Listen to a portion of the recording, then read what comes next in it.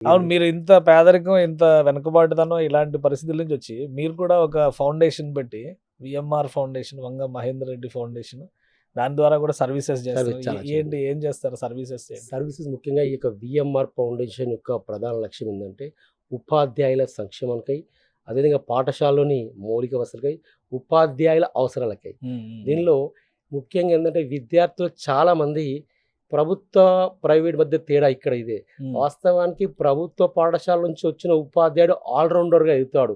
వాడు రేపు వచ్చి బయటకొచ్చి దేశానికి సేవ చేస్తాడు. సమాజానికి ఎంతో కొంత ఉపయోగపడతాడు. అదే హ్మ్. ప్రైవేట్ నుంచి వచ్చిన వాళ్ళు వాళ్ళ సెల్ఫ్ అంటే విదేశాలకు వెళ్ళడము రకరకాల ఉంటాయి. ఈక్వేషన్స్ ఉంటాయి.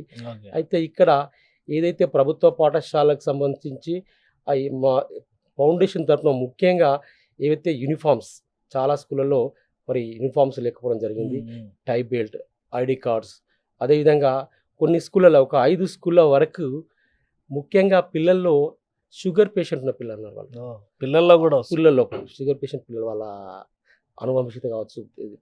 ప్రాబ్లమ్ ఉంటే. అలాంటి పిల్లలకి పాపము మధ్యాహ్నం రోజు ఒక వ్యాక్సిన్ ఇవ్వాల్సొస్తది. ఓహ్! ఆ వ్యాక్సిన్ ఇవ్వడానికి వాళ్ళు ఊరికి దూరంగా ఎక్కడో స్కూల్ ఉంటది.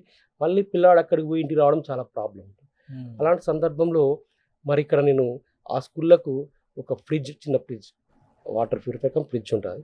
అలాంటివి కూడా ఆ స్కూల్‌లో ఇవ్వడం, ఒక 5 పాఠశాలల వరకు మా